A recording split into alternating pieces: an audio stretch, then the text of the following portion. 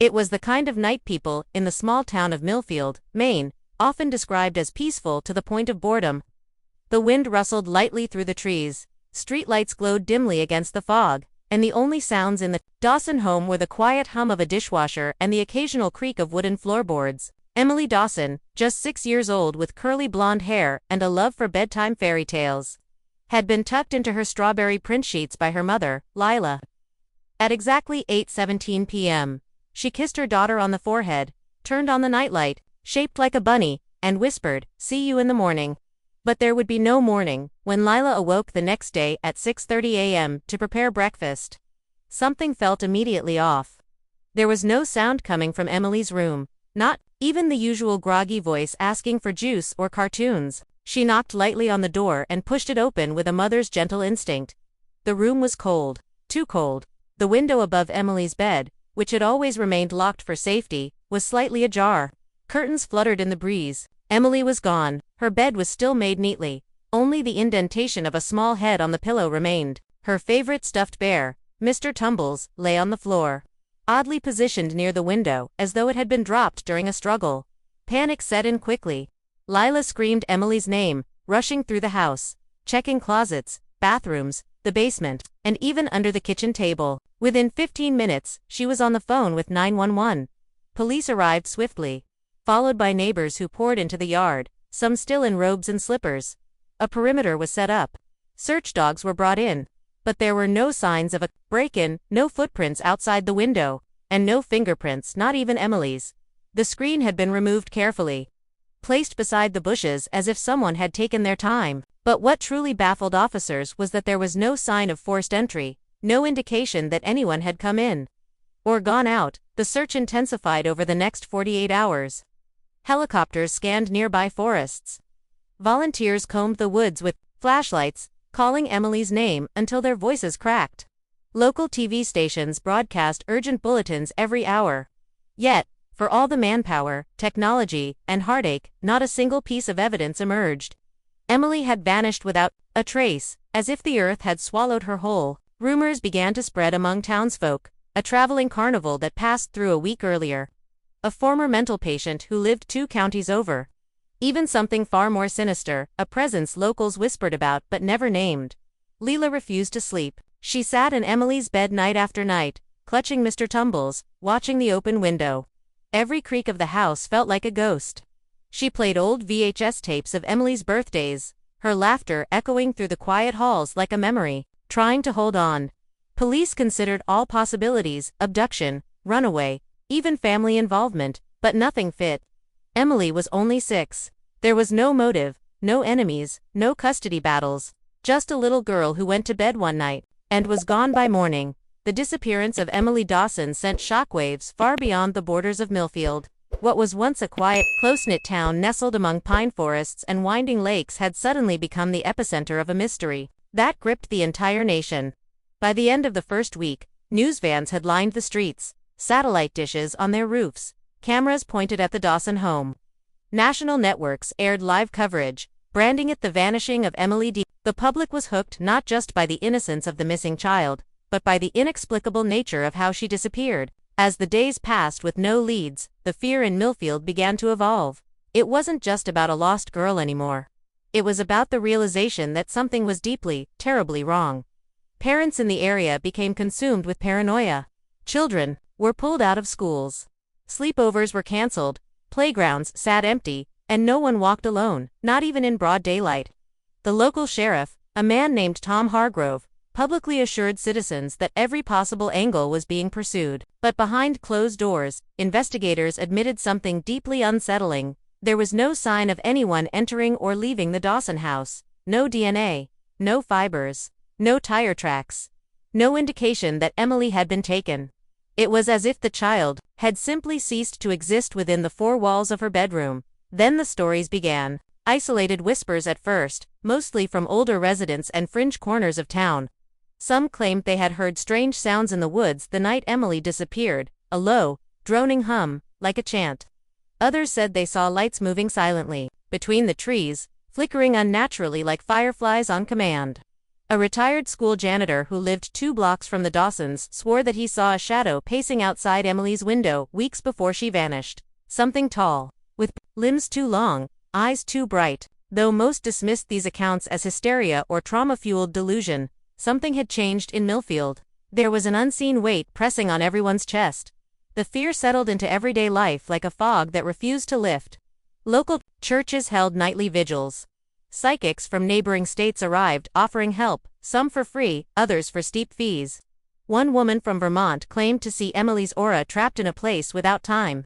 She was laughed out of town. Another medium, a blind man from New Jersey, arrived uninvited and stood silently outside the Dawson home for 2 hours before speaking. When asked what he felt, he whispered, "This place is a doorway." He left that night and was never seen again. Despite public attention, police resources, and hundreds of tips, the case stalled. No ransom note, no sightings, no demands. It was as though Millfield itself had swallowed Emily, and the town began to treat the case like a local curse. Some families moved away. Children began drawing strange figures in their notebooks, tall men with no mouths, closet doors with eyes. Therapists reported a rise in sleepwalking among kids. And then came the most disturbing rumor of all. Several parents, unrelated to the Dawsons, claimed to hear a child humming at night, just outside their homes, a tune that matched the lullaby Leela used to sing to Emily. After months of failed leads and the slow withdrawal of national attention, the Dawson house began to decay, not just physically, but emotionally. The community's energy had shifted elsewhere. Reporters left posters of Emily faded in rain and sun, curling at the corners like dying leaves. The world had seemingly moved on, but inside the 2-story home at the edge of Millfield, time stood still.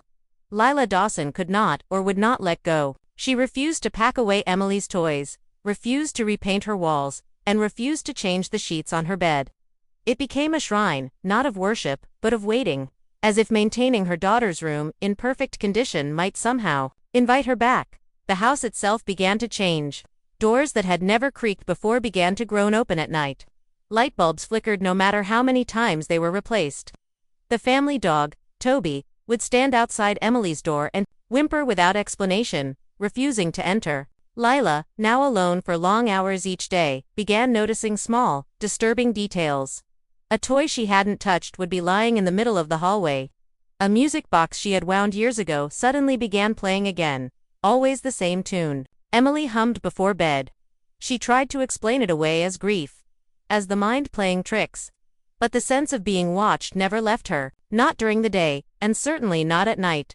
Mark, Emily's father, did what many broken fathers do. He worked long hours, late nights. He returned home only to shower and sleep, and even that felt like too much. The couple began to drift apart under the crushing weight of unspoken guilt and unbearable silence. Leela needed to talk about Emily, about the possibility that she was still out there, still alive. Mark couldn't bear the hope. It hurt too much. He believed, deep down, that their daughter was gone. But he never said it out loud. Instead, they passed one another like ghosts in the hallway, avoiding the room that used to be filled with laughter and bedtime stories. By 1997, tragedy struck again. Mark was killed in a single-car accident just outside town. Authorities ruled it a case of fatigue. He had fallen asleep at the wheel, possibly distracted. Lila, now truly alone, was left with nothing but shadows and memories. The funeral was small. Few attended, and when it was over, she went back to that same house, that same room, and sat on the edge of her daughter's bed in silence. For hours, every day, there were no more search parties. No updates, no calls from police. Just the passage of time, slow, cruel, and unrelenting. But the silence began to shift. Leela started to notice sounds she hadn't heard in years. A faint rustling at night, like movement under the bed. The subtle creak of the closet door, one she always kept shut, found open by morning. She never dared to look too closely, not at first. But something in her gut told her the house wasn't as empty as it seemed. Then, one dusty July afternoon, while rearranging old boxes in Emily's room, she stumbled upon something buried behind the dresser, a small, plastic Fisher-Price recording toy with a red microphone, its tape still inside, a forgotten relic of childhood. And as she held it in her hands, her thumb trembling over the play button, she heard it, a voice from the past, and something else layered beneath it, waiting to be heard. The toy was small, square, and coated in a thin layer of dust and cobwebs. It had likely slipped behind the heavy wooden dresser years ago and had remained hidden from view, out of sight, out of mind. Leela nearly tossed it into a donation box, but something made her pause. It was a Fisher-Price talk-and-play recorder, bright red with faded yellow buttons and a built-in microphone. Emily had carried it everywhere as a child, pretending to host her own radio show or narrate fairy tales to invisible audiences. It was one of her favorite toys, but Leela had no memory of ever finding it after the disappearance. She turned it over in her hands. It still had a cassette tape inside. Lila carried the recorder downstairs like it was a relic pulled from a grave. Her hands shook as she wiped the grime off the plastic. She fetched a fresh set of batteries and snapped them in.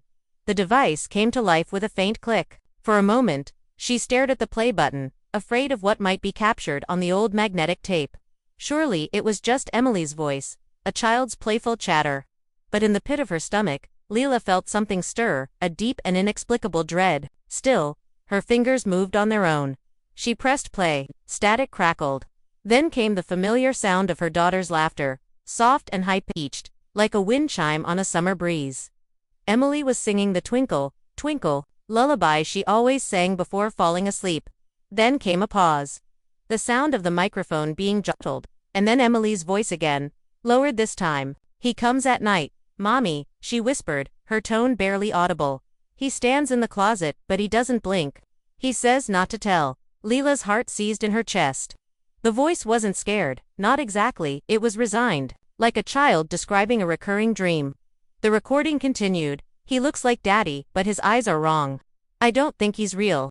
Static distorted the next few seconds, but one thing was clear. This wasn't pretend. Emily had been trying to warn someone. What came next was harder to explain. The sound quality of the tape shifted abruptly. Beneath Emily's words, a second voice emerged, faint, garbled, and mechanical. A slow rhythmic breathing, as if something stood near her, just out of sight.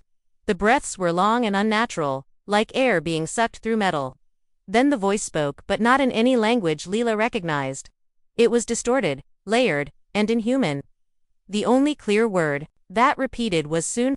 Emily gasped in the background, and the toy was dropped, ending the recording with a harsh scrape and a thud. Silence followed, then the click of the tape ending. Leela sat frozen, clutching the recorder like it was alive in her hands. Her body felt cold all over, her mind racing with questions she hadn't dared to consider in nearly a decade. Who or what had Emily been describing? Why had no one thought to search for the toy before? And most haunting of all, why did Emily sound like she had known something was coming, something she couldn't escape? That night, Leela didn't sleep. She replayed the tape again and again, each time uncovering new layers in the background. A faint knocking, a static-laced whisper, something that sounded like a dragging chain. It was no longer just a recording. It was a message. And it had been waiting to be heard. Leela couldn't stop listening to the tape. She played it over and over, each time catching a new detail she had missed before, a shift in Emily's breathing, the tremble in her voice, or the eerie sense of a second presence breathing just behind the words. The phrase kept repeating. In her mind, "He comes at night, Mommy." It echoed through the halls of her home like a curse, like a warning sent from a child lost in time. She sat in Emily's room late into the night, clutching the recorder, replaying the whisper. It no longer felt like a relic. It felt like a key or a door, and she didn't know what lay on the other side. The recording had several fragmented entries, likely captured over multiple days. Emily spoke in short, nervous bursts, her voice barely above a whisper, as if she were afraid to be overheard. "He doesn't like when I talk about him," she said on one clip, "but I think he's from the closet. Not inside it, behind it." Lila paused the tape there. Behind it? She rose shakily, walked to the closet in Emily's untouched room, and stared at it. It looked just as it always had, a simple wooden door, a row of neatly hung dresses inside. But for the first time, Lila noticed a faint draft when she opened it. The air seemed colder back there, still and stale. On another part of the tape, Emily mentioned the figure again, but this time with a disturbing shift in tone. "He says time doesn't work where he lives," she whispered. "He says, if I follow him, I can see Daddy before he went away. But I don't think he's telling the truth." Leela's stomach churned. Emily's father was alive at the time of the recording. Was this something the man had promised to manipulate her? Or Was Emily speaking about something else entirely? Someone or something that wasn't confined by time or rules. Something that could reach into the past and future, speaking lies only a child would believe. That voice on the tape wasn't just terrifying, it was patient. Then came the most chilling moment. In one section of the audio, Emily stopped speaking altogether. There was a long silence. Then, softly, she began humming the lullaby Lila had sung to her every night before bed. The recorder captured the melody with strange clarity, as if it were the only thing in focus. But beneath the song, in the static and silence, a second voice whispered something that chilled Lila to her core. She belongs to me now. It was not loud, but it was clear. The voice had weight, texture, malice. Lila dropped the recorder, her heart thundering. That voice wasn't on any other tape. It wasn't like the others. It was aware. Shaken, Lila contacted the police and turned over the tape. Forensics analysts enhanced the audio using advanced spectral filters. What they found disturbed even the most seasoned investigators. Frequencies in the recording were outside the range of normal human speech. Layered within Emily's voice were electromagnetic irregularities. Inaudible to the human ear but now made visible on waveform analysis. The breathing, the words, the static, they weren't just noise. They had structure. Some experts speculated interference from radio towers. Others suggested it was nothing but degraded tape, but there were those who refused to comment. One officer who reviewed the raw footage quietly resigned 2 weeks later. Lila, left with more questions than ever, knew one thing for certain. Whatever Emily had recorded in her final days, it hadn't come from this world. The moment Lila heard Emily's voice mentioned behind the closet, she knew she could no longer ignore what she'd felt for years, that something in that room had never been right. For almost a decade, she had treated the room like a museum, a sacred space where nothing was touched, not even dusted too thoroughly. But now, with the tape and those cryptic whispers, something compelled her to act. Armed with a flashlight and a crowbar, Lila entered the room at sunset and stood before the closet door, her fingers trembling on the knob. She opened it slowly. The familiar rows of dresses, toys, and books greeted her. But tonight, she was looking deeper. She began by emptying the closet entirely, removing everything until only bare walls remained. At first glance, they seemed ordinary, but upon closer inspection, she noticed a subtle difference in texture along the back panel, a faint seam she had never noticed before, concealed by old wallpaper. Her heartbeat quickened. She tapped it. It sounded hollow.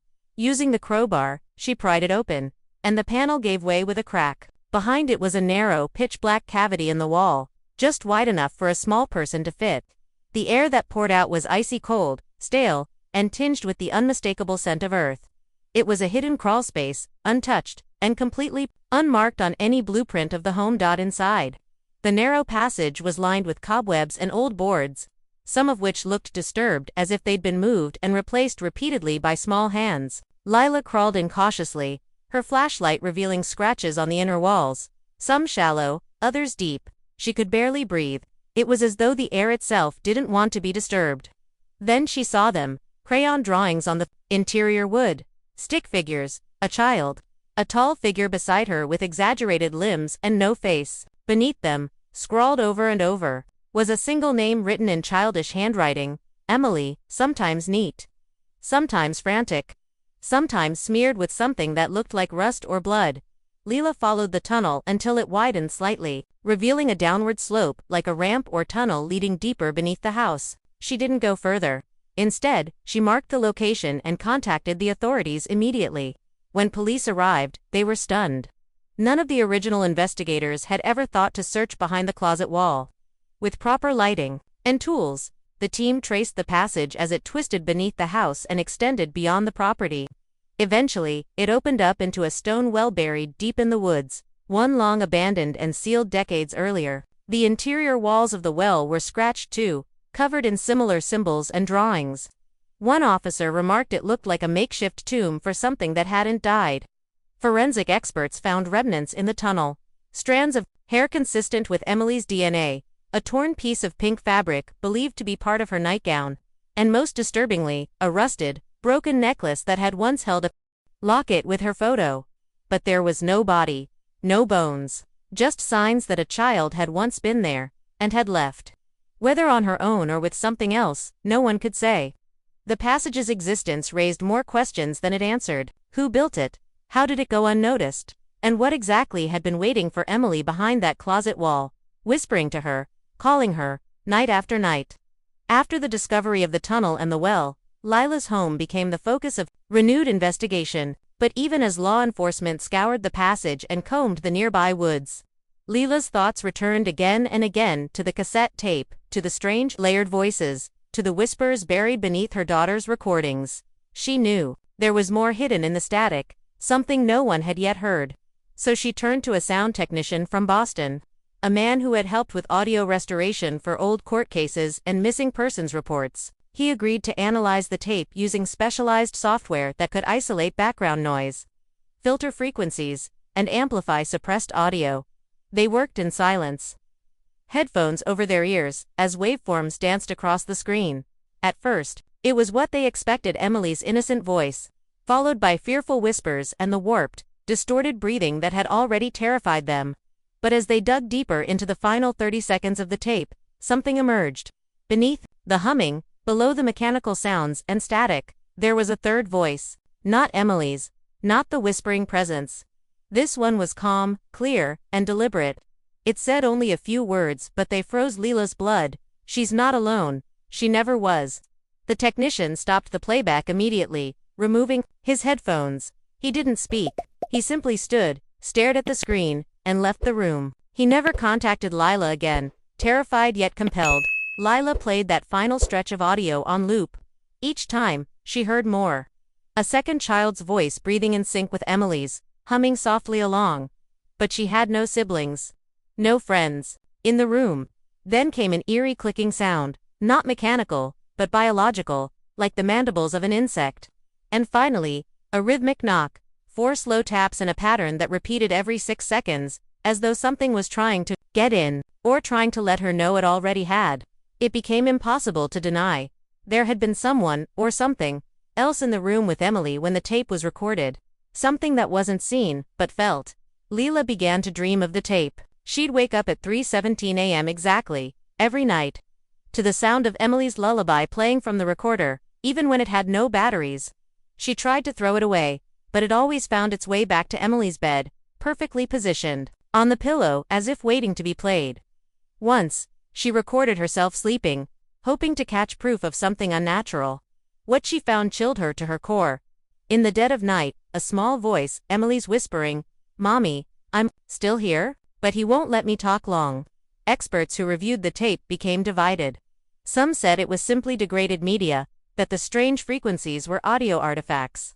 But others pointed out inconsistencies no one could explain: the way the voice warped without pitch alteration, the way breathing came from multiple directions at once, as if circling the microphone. One paranormal researcher claimed the energy signature of the recording matched EVP, electronic voice phenomena captured at known haunted sites. But this wasn't just a haunted place. This was a warning, and as investigators quietly filed their reports and avoided the public eye, Lila was left alone, with only the tape, the room, and the sense that her daughter's story was far from over. Lila never moved out of the house. Despite the warnings, despite the investigators who quietly advised her to let the past rest, she stayed. Not out of denial, but because she knew Emily's presence hadn't left. It lingered in the walls, in the tape, in the cold air that drifted through the hallways at night. She didn't seek closure anymore. What she sought now was truth. Not the kind found in reports or headlines, but the kind whispered in the spaces between words, between this world and whatever lay beneath it. She kept the recorder beside her bed, and every night at exactly 3:17 a.m., it would click on. Sometimes it played static. Sometimes, a faint lullaby. And sometimes when the wind was still and the shadows pressed against the window. Just right, it played her daughter's voice, softly calling from wherever she had been taken. "Mommy, he's still here." To this day, no one knows what truly happened to Emily Dawson. Her case remains unsolved. The tunnel beneath the house was sealed. The well in the woods was buried under concrete. But those who lived in Millfield remember. They remember the missing posters, the humming in the dark, and the little girl who vanished without a trace.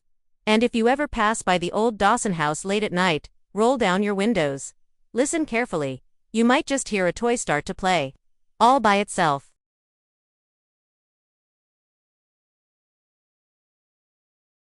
If you liked this video, don't forget to hit that like button, share it with your friends, and drop your thoughts in the comments below. Most importantly, subscribe and hit the bell icon so the next secret finds you first.